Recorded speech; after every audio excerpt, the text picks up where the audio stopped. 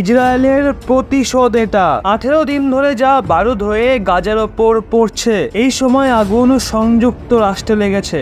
গাজাপট্টি ইসরায়েলের হামলায় কাঁপছে এবং সংযুক্ত রাষ্ট্র সুরক্ষা পরিষদ ভয় পাচ্ছে। রোজই ধামাকার নতুন দৃশ্য ফুটে উঠছে। ওদিকে ইউএন হুমকির ভরসায় চলছে। কতক্ষণ জারি থাকবে এই যুদ্ধ?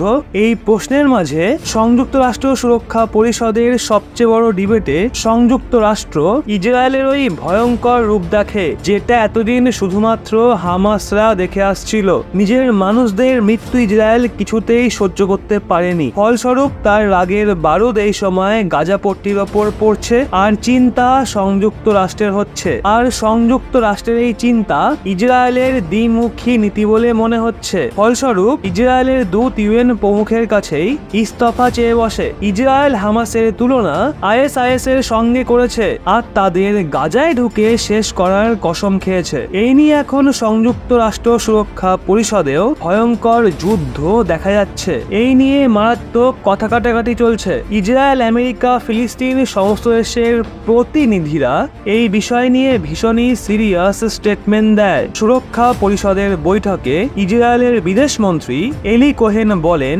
7ই অক্টোবরে হওয়া ঘটনা স্বতন্ত্র দুনিয়ার জন্য একটা সতর্কতা।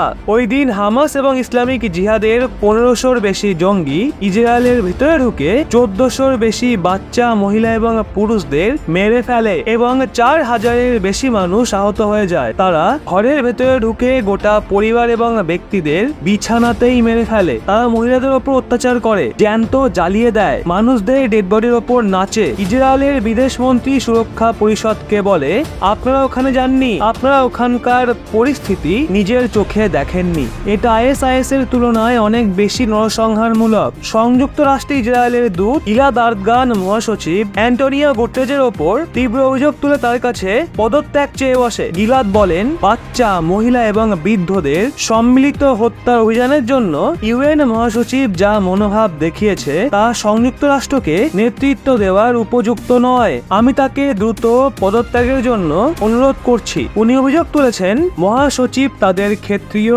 বাস্তবতা থেকে অনেক দূরে রয়েছে, আর হামাসের জঙ্গিদের তরফ থেকে করা নরসংহারকে অনৈতিকভাবে দেখছে। গিলাদ আরগানের মতে, ইউএন প্রমুখ বলেছিল হামাসের হামলা হঠাৎ করেই হয়নি। বলে রাখি, ইসরায়েলের বিদেশ মন্ত্রীও গুটেরেজের সঙ্গে আলাদাভাবে দেখা করতে পরিষ্কার অস্বীকার করেছে। সব মিলিয়ে দেখলে এই সময় ইসরায়েল মারাত্মক রেগে রয়েছে, যার মধ্যে তার উপর আবার এখন সংযুক্ত রাষ্ট্র আগুনে ঘি ঢালাইয়ের কাজ করছে। তো বন্ধুরা, কি মনে হয় আপনার এই বিষয়ে? নিচে কমেন্টে অবশ্যই জানান।